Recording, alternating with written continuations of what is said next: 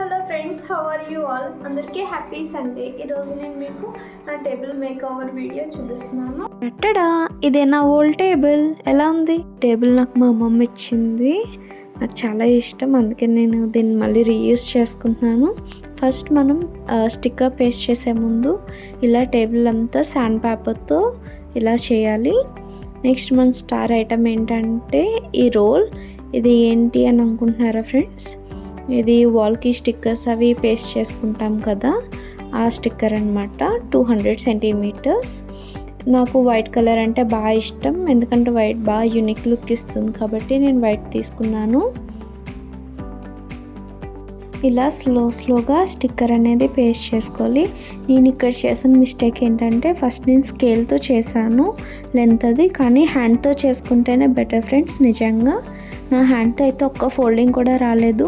స్కేల్తో చేయడం వల్ల నాకు చాలా ఫోల్డింగ్స్ వచ్చేసాయి. మీరు అలా అయితే ఏం చేయొద్దు. ఎలా ఉంది టేబుల్? నచ్చిందా? అయితే లైక్ చేసి వెళ్ళండి. Please subscribe my channel.